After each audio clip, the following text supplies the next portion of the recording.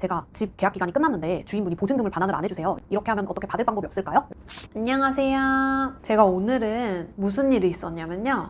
오늘도 열심히 일을 하고 있었는데 전화가 한 통이 걸려왔어요.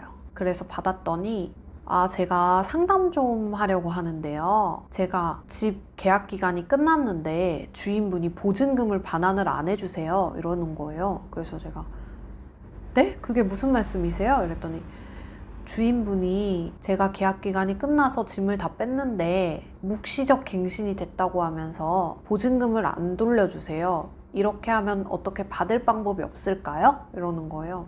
그래서 제가 순간 헉 했던 거죠.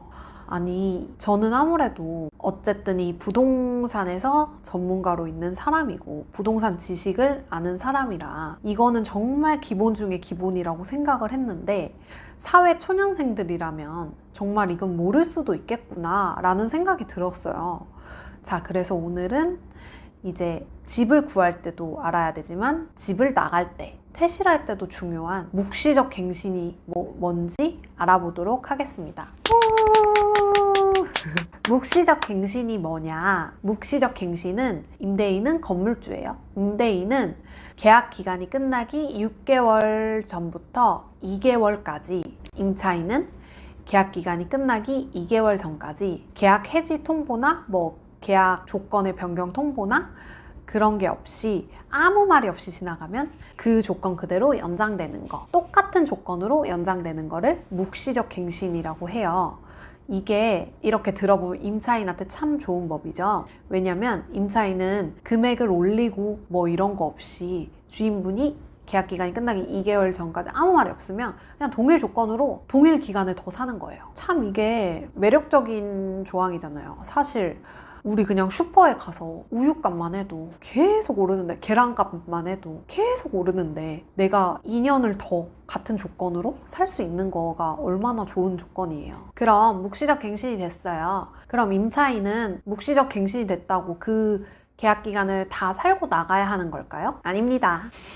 묵시적 갱신이 되면 임차인이 중간에 나가고 싶을 때 언제든지 주인분한테 해지 통보를 할 수 있어요. 그러면 저 나갈래요 했을 때 즉시 나갈 수 있는 거냐? 그것도 아니에요. 왜냐?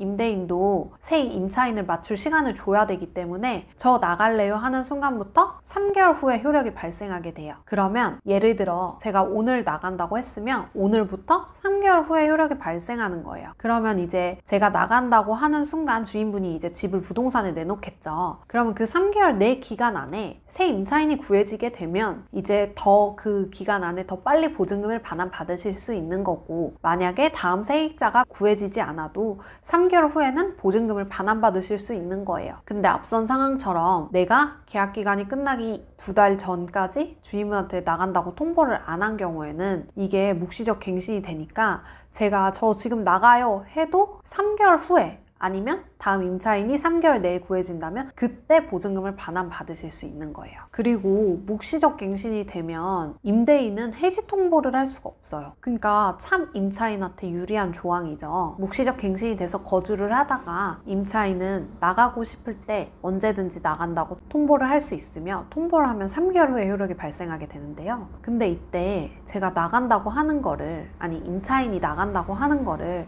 기록으로 남겨두시는 게 좋아요. 왜냐면 사람이란 정확하면 좋지만 사실 정확하지 않잖아요. 어떤 사람이든 간에. 그래서 그거를 기록으로 남겨두는 거예요. 혹시 모를 상황을 대비해서. 그래서 문자면 문자, 아니면 전화, 통화 녹음도 요즘 잘 할 수 있잖아요. 그래서 그런 거를 기록으로 남겨두시는 거예요. 그러면 조금 더 분쟁의 소지를 줄일 수 있겠죠.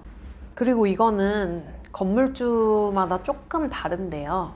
재계약서를 작성하는 경우가 있어요. 계약 기간이 2년이잖아요. 그러면 끝나기 전에 아무 말이 없으면 그냥 자동으로 연장되는데 간혹가다 주인분이 이래요. 이제 계약 기간이 끝나가니까 재계약서 씁시다 하시는 분이 있단 말이에요. 그러면 재계약서를 써요. 그러면 그때도 묵시적 갱신이 되느냐? 그렇지 않습니다. 묵시적 갱신은 아무 조건 없었을 때, 상호 아무 말도 없었을 때 자동으로 연장이 되는 거지, 재계약서를 다시 쓰게 되면 또 계약이 효력이 발생하는 거예요. 그렇기 때문에 만약에 제가 2년 계약을 하고 재계약서를 작성을 해서 또 2년 계약을 썼어요. 그러면 제가 저 나갈게요 하면 주인분이 뭐라 할까요? 응, 임차인 구하고 나가 이러겠죠?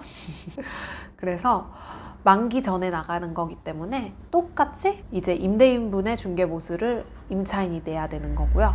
그 다음에 제가 다음 세입자를 구하고 나가야 되는 거예요. 그럼 묵시적 갱신이 되면 중개보수는 누가 내야 될까요? 묵시적 갱신이 되면 중개보수는 임대인이 내면 됩니다. 저희가 계약서 쓸 때 특약사항에 이런 조항이 들어가잖아요. 만기 전 퇴실 시 중개보수는 임차인이 부담한다. 그래서 이게 참 애매해하시고 어려워하시고 잘 모르시는 분들이 많아요. 근데 묵시적 갱신이 됐을 때는 임대인이 중개보수를 부담하시는 거니까 우리의 소중한 돈은 우리가 지키자고요. 그리고 여기서 하나 더. 묵시적 갱신이 안 되는 경우가 있어요. 정말 이건 사회초년생들이라 깜빡깜빡하기 쉬울 텐데요. 저희가 달달이 월세를 내잖아요. 그러면 그 월세를 꼬박꼬박 내거나 자동이체를 시켜놓거나 그러면 괜찮아요. 근데 이게 하루 이틀 깜빡하고 3일 깜빡하고 헉! 맞다, 나 월세 안 냈다, 이런 경우가 있을 수 있잖아요. 사람이다 보니까. 근데